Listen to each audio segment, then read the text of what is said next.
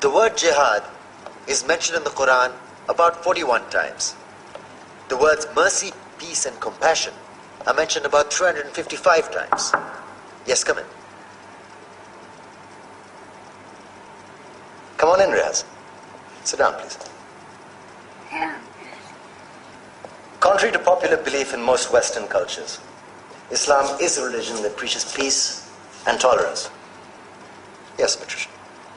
If Islam truly is a religion that preaches peace, then how come the world's most troubled spots, the West Bank, Afghanistan, Pakistan, Iraq, they're all plagued with Islamic terrorism? Well, that depends on your definition of terrorism. Some might argue that the US invasions of countries like Iraq and Afghanistan are also acts of terrorism. No, those were acts of war to get rid of despotic regimes. Or a means of getting at a country's oil.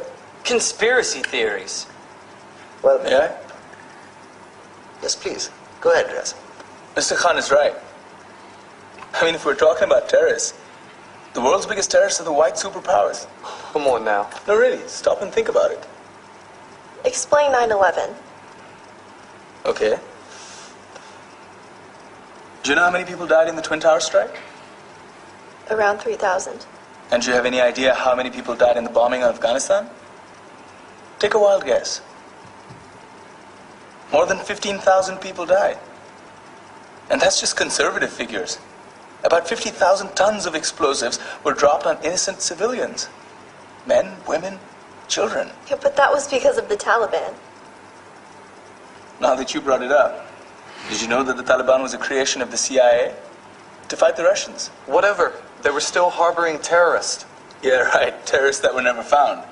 Just like the weapons of mass destruction that were never found in Iraq. Do you want to get into the death toll in Iraq? 500,000 civilians and counting. And what do Britain and America say when they don't find these weapons? It's simple. They just say sorry.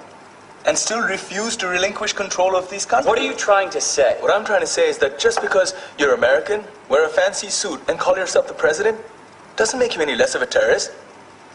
I'm saying that if you don't stop meddling in other people's countries, you will face a backlash. If Muslims like you feel that way, then why don't you get out of our country? We will. As soon as you promise to leave ours.